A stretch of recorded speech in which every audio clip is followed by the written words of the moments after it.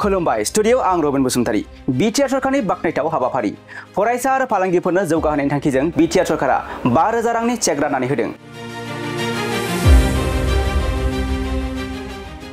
दिनै बिटिआरनि 30 नं गरेश्वर बियाबनि बेन्दोंआव थानाय गरेश्वरनि मंगलायाव थानाय बड'लेण्ड एमसिएलए नब्लांनि लांगोनायाव 79थि भारत उदांस्रि सानखौ लोब्बा लाखिनानै सा 200 फरायसा आरो सा 200 फालांगिरिफोरनो 5,000 रांनि चेक राननानै होदों। मख'नो गोनांदि बिटिआरनि मोनफ्रोमबो बियाबाव बोसोरफ्रोमबो गियाननि सोरां बिथांखिनि गेजेरजों सा 200 फरायसाफोरनो 5,000 रांनि चेक राननानै होनाय बायदिनो देग्लाय बोसोरावबो सा 200 फरायसाफोरनो चेक राननानै होदों बिटिआर सरकारनि रां बावजाजों। मोनफ्रोमबो बियाबाव अनसुंथाइ बिथांखिनि गेजेरजों सा 200 फालांगिरिफोरनो अनसुंथाइ होबोनाय बायदिनो दिनैबो सा 200 फालांगिरिफोरनो 5,000 रांनि चेक राननानै होदों 30 नं गरेश्वर बियाबनि एमसिएलए पबित्र कुमार बर' बिथाङा गावनि आखाइजों। बे हाबाफारियाव बाहागो लायो 30 नं गरेश्वर बियाबनि इउपिपिएल दोलोनि एमसिएलए पबित्र कुमार बर', मिरु आइजो गांखं इउपिपिएलनि नेहाथारि हेलेना स्वर्गियारि, तामुलपुर जिल्ला इउपिपिएलनि आइजो गांखंनि आफादगिरि फुनजलता बर', मिरु माइनरिटि सेलनि गौथुमारि नेहाथारि नजरुल इस्लाम, गरेश्वर ब्लक इउपिपिएलनि आफादगिरि देबजित ब्रह्मजों लोगोसे तामुलपुर जिल्ला इउपिपिएलनि लोगो आफादगिरि बिपुल कुमार बसुमतारी आरो इउपिपिएल दोलोनि बायदि बायदि बिबानाव थानाय बिबानगिरि आरो फरायसा आरो रायजो राजाफोरनि नुजाथिनायाव हाबाफारिया मोजाङै मोजां जानानै थाङो।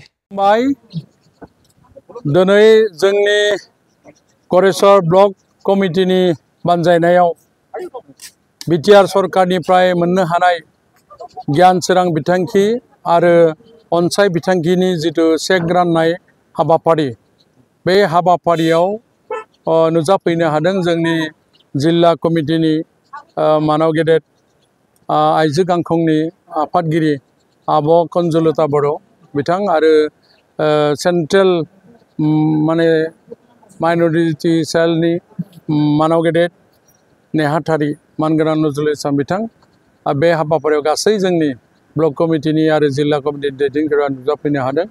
बेवहाय जोङो गार्जेन आरो माने छात्र छात्री फरायसा आरो फरायसुलि बिथांमोनखौ लिंहरनाय जादों आरो लोगोसे जाय अनसाय बिथांखियाव दाव फाननाय माने सबजि माहाय लानानै फाननाय बा फेरियाल्ला जायखिजाया दखान बानिज्य होनाय बिथांमोननो जोङो 5,000यै मोनसे समस्थियाव मोनफ्रोमबो सेसनाव 200 थायै होनाय जायो। थिग बिदिनो एबारावबो जोङो बे चेकखौ 200 जन माने फालांगिरिफोरनो होनाय जादों आरो बेबायदिनो फरायसाफोरनो मोनसे समस्थियाव 200यै होनाय जायो। थिग बेबायदिनो देग्लायबो 200यै जों मोननो हादों।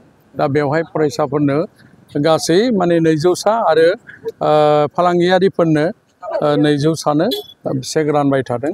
आं जोबोद गोजोननाय मोनदों बिटिआर सरकारनि नैबे बिसायख'नि सिगांनो जिहेतु जोङो बिथांमोननो रायजोनो फालांगियारि खालामनाय आरो फरायसाफोरनो फरायसुलिफोरनो जिथुनो 5 लाखनि चेक होनो मोननानै गोजोननाय मोनदों।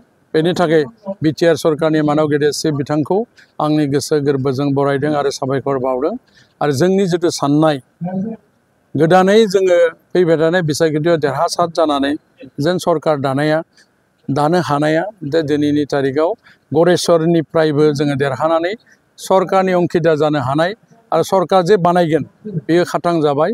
खमबाबो 26टा समस्थियाव देरहालांनो हानायनि बिथिंखौ जों नुहुरदों।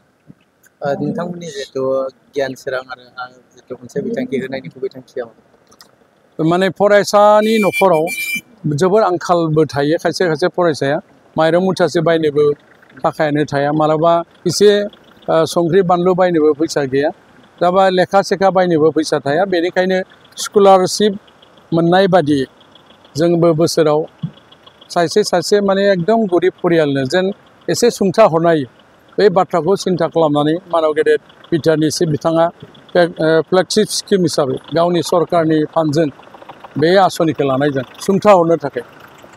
दा बे जेरै गासै आसनिफ्रानो जोनोमनिफ्राय थैजासिमावलागै फरायसा आरो फरायसाखौ थांखिनानैनो आसनिफोरखौ बानायनाय जादों।